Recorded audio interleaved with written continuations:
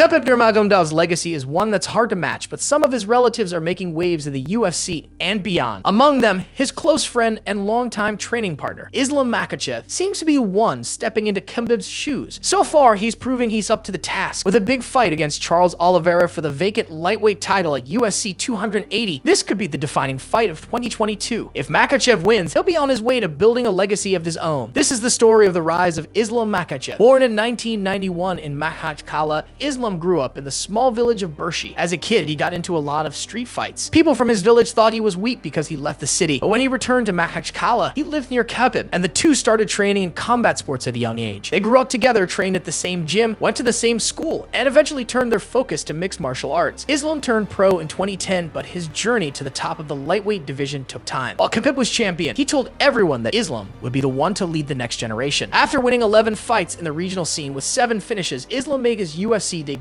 This happened while Khabib was out for 2 years due to injury. Islam's first UFC fight didn't get much attention, but those who knew about his potential were excited. His opponent, making his UFC debut as well, had an impressive 17-1-1 record and was on a 14-fight win streak. At just 23, Makhachev showed his strong wrestling and grappling, but he also demonstrated clean striking. In the second round, he locked in a rear-naked choke to win by submission, starting his UFC journey on a strong note. But things didn't stay perfect for long. In his next fight in October 2015, Islam faced 34-fight veteran Adriano Martins, who had previously been knocked out by Donald Cerrone. However, in just under 2 minutes, Martins landed a perfect punch that knocked out Islam, giving him the first and only loss of his career. That loss was a valuable lesson for Makhachev. From that point on, he became more cautious and patient. Over the next 7 years, he wouldn't lose another fight. He came back with decision wins over Chris Wade and Nick Lentz, proving he still had potential. The fight against Wade wasn't flashy, but he dominated Lentz in his next bout. After a year off, Makhachev was booked to fight Gleison Tibau, a tough challenge for Khabib in his early career. Though Tibau was older by the time Islam faced him, Makhachev knocked him out in just 57 seconds. At this point, Islam's hype began to grow. A few months later, he secured a first-round armbar against Cajun Johnson, showing the world that he was entering his prime. At 27 years old and close to breaking into the top 15 at lightweight, Islam Makhachev was struggling to find opponents. Higher-ranked fighters didn't want to risk their spot by fighting an unranked but dangerous fighter like Islam. Next up for Makhachev was Arman Tsarukyan, a 22-year-old making his UFC debut. While people didn't expect much of a challenge from him, the fight turned out to be highly competitive. The wrestling on display was incredible, with Makhachev holding the edge, but Tsarukyan showed that he was a rising star. After that, Makhachev took on Davy Ramos and comfortably won over 3 rounds. By this point, fans were fully on board with the hype train, but Khabib was still the bigger name. Although Islam had only finished 2 of his last 6 fights, everything was about to change. After an 18-month break due to various issues, Makhachev returned to face Drew Dober, who's coming off 3 straight finishes. This was one of the biggest tests of Islam's career. From the start, Makhachev wasted no time taking Dober to the ground, controlling the fight and always searching for a finish. In the 3rd round, he locked in an arm triangle choke to secure the submission and brought his record to 19-1 with 7 straight wins. Makhachev's next fight was a headline event against Thiago Moises. Before, Islam dominated. He showed improved striking, outscoring Moises in the first 3 rounds before finishing it in the 4th. Although he hadn't fought a true top 10 opponent yet, it was clear that Makhachev was ready for tougher competition. The UFC tried once again to schedule a fight with Rafael dos Anjos, but an injury to RDA caused the fight to fall through. Thankfully, Dan Hooker stepped up on a month's notice. Makhachev made quick work of Hooker, taking him down and securing a Kimura submission before the first round was halfway over. This was the most notable win on his record so far. Bigger fights were still ahead. In February 2022, the UFC finally gave Islam the top 5 test he deserved. He was set to face Beneil Dariush, a strong wrestler and grappler coming off a dominant win over former interim champ Tony Ferguson. But once again, bad luck struck, and Dariush had to pull out due to an ankle injury. Instead, Makhachev fought Bobby Green in a catchweight bout at 160 pounds. Green stepped up on short notice, but the fight was not close. Islam shut him down completely, finishing Green in under 4 minutes. Now with a record of 22-1 and 10 straight wins at the UFC, Islam Makhachev still hasn't fought a true top lightweight. The numbers were too good for Dana White to ignore. That's how his fight with Charles Oliveira came to be. If you enjoyed this video, please leave a like and subscribe to our channel. Thanks for watching, and we'll see you in the next one.